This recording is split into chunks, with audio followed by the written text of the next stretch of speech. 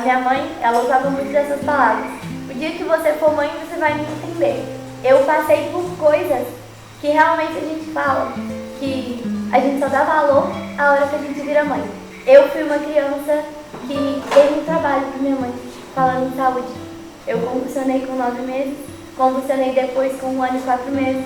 Eu vivia doente, eu não comia nada. E hoje eu vivo isso com a Maria Luísa. Então eu falo assim, que realmente a gente dá valor depois que vira mãe.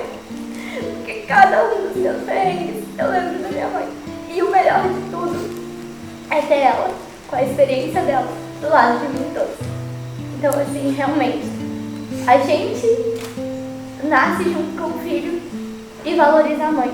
Ainda bem que a minha tá viva, pra mim não precisar valorizar depois que ela morrer.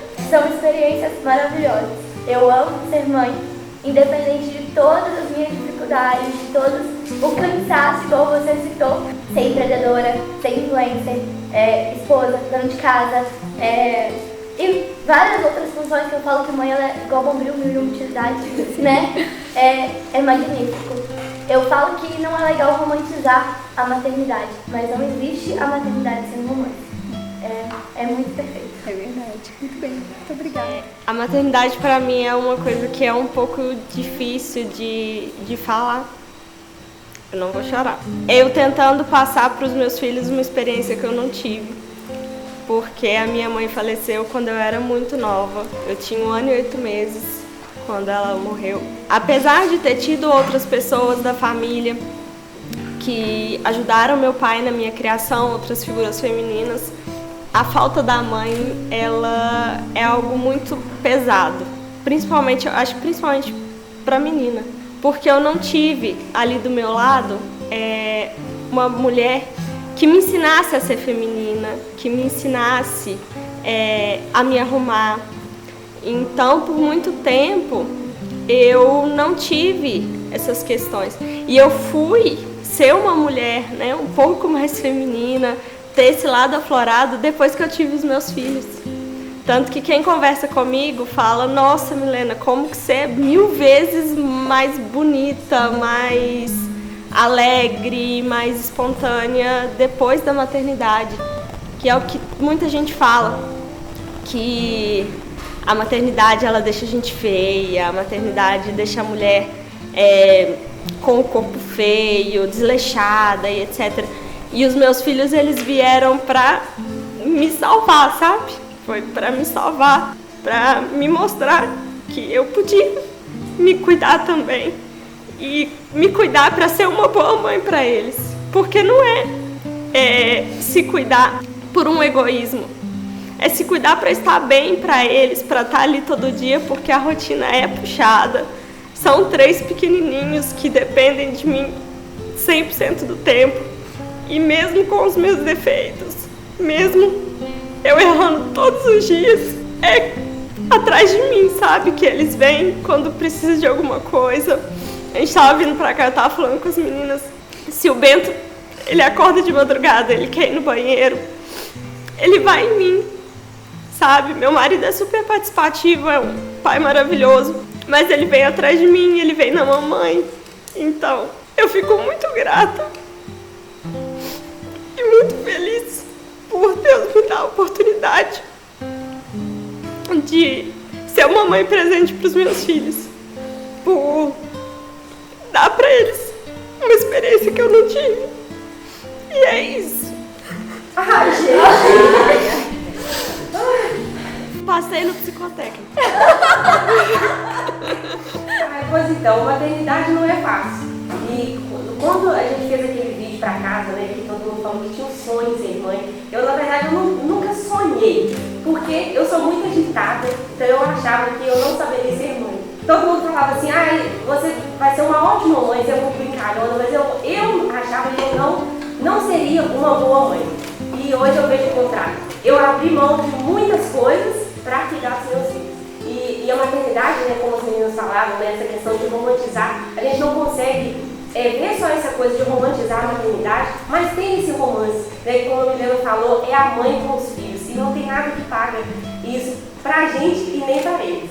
né? Eu abri mão de muitas coisas da minha vida em relação à minha profissão para ficar com os meus filhos. Aí as pessoas falam assim, mas você acha que isso te satisfaz, isso traz alguma coisa boa para você? Eu acho. Porque nada paga isso, nada paga mamãe, eu te amo. Né? E eu abri essa mão de muitas coisas, fico com os meus filhos a maior parte do meu tempo e acho que isso aí para mim é muito gratificante, porque eu sou participativa com eles, eu brinco, né, coisa que eu não tive quando eu era pequena, porque a minha mãe criou a gente, meu pai faleceu, eu era muito nova, eu tinha 5 anos, então a minha mãe foi mãe e pai, e ela não tinha o tempo de brincar com a gente. Como eu mesmo falou da questão feminina, minha mãe nunca me passou essa questão feminina. Minha mãe, por ela ser mãe e pai, ela criou a gente sendo um homem de casa. Então eu não tive essa questão feminina de casa. Então eu cresci do jeito que eu sou mesmo e sem a participação profunda da minha mãe, mas era sem deixar faltar nada para mim.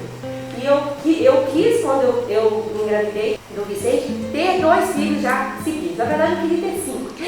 Ixi! Não queria, lembra do início da frase, ela não queria ser mãe. Aí quando eu tive o primeiro, eu falei, eu quero ter 5. Mas aí 5 não dá, né? Ou dá, né, Milena? Ou dá! E o Vicente e a Tereza, a diferença deles é de 1 ano e 2 meses. Então é muito puxado. E às vezes a pessoa que está de fora acha assim, mas ela faz isso, faz aquilo, ela é toda sorridente, né, brincalhona, não tem problema algum. Pelo contrário, né? Só quem é mãe sabe. E aí, como vocês já falaram aqui hoje, depois que a gente se torna mãe, é que a gente começa a dar valor mais para a maternidade. E é incrível. Eu sou apaixonada pelos meus filhos e eu amo ser mãe. Muito bem, eu também sou apaixonada pelos seus filhos. Maternidade para mim, sempre eu vi como um desafio, porque eu e meus irmãos, a gente cresceu com um pouco mais de dificuldade. Meu pai era alcoólatra. A minha mãe praticamente criou a gente sozinho, sabe? Tinha meu pai, mas ele não era nunca presente. Então, quando eu escolhi ser mãe, eu não imaginava que eu ia ter tanta força. E aí, quando a gente descobriu que o Enzo tinha autismo, Deus veio para me mostrar aquela força que eu não sabia que eu tinha. Ele veio para me mostrar que eu tinha e que eu era capaz de lutar por ele, por tudo. O autismo, eu sempre uso essa frase, o autismo ele me ensinou a ser quem eu sou hoje. E o Enzo, assim, ele é uma criança muito iluminada, sabe?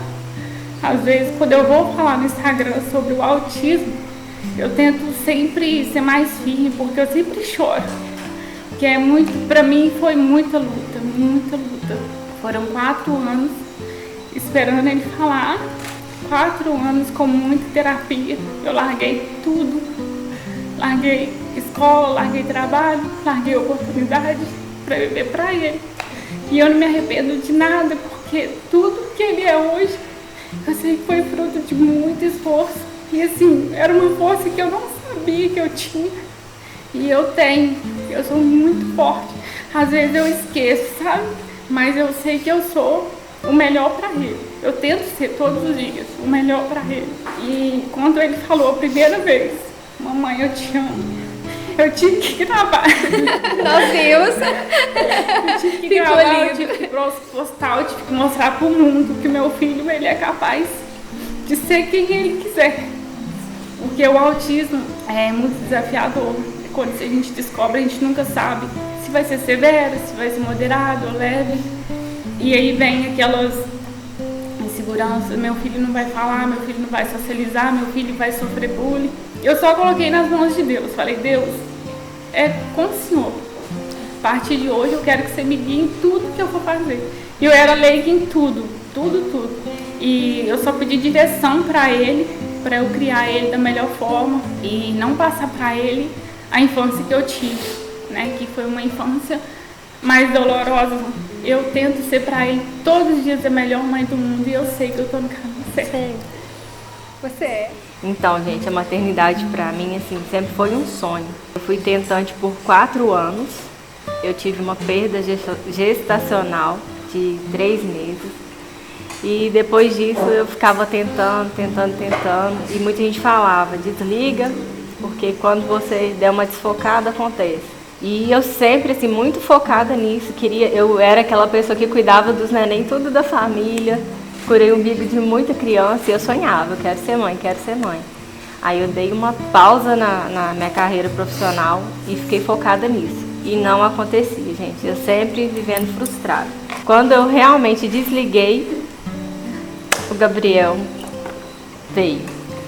E eu parei, literalmente, minha vida profissional. E eu queria só ser mãe e não queria fazer, assim, literalmente mais nada. Falei, não vou sair mais para trabalhar fora, quero fazer, assim, de tudo que eu puder. E realmente, gente, eu fui aquela mãe que curei até o umbigo do meu filho. No hospital mesmo, eu que trocava. E eu pensava, como, né, eu não vou ter minha mãe nesse momento, porque ela tinha outras prioridades de cuidar da mãe dela, enfim, falei, eu quero fazer tudo desde o início. E eu me desdobrei. Quando o Gabriel fez 3 anos, aí aconteceram várias coisas, a vida foi mudando e eu tive que desfocar.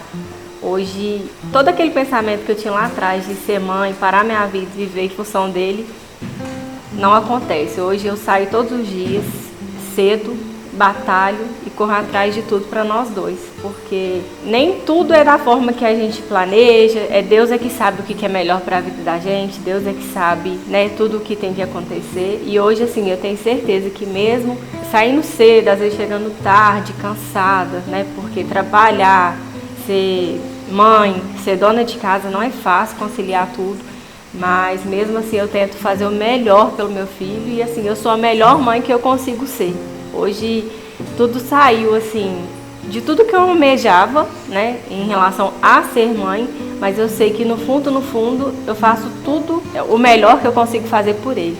E eu tenho muito orgulho disso. Maravilhoso.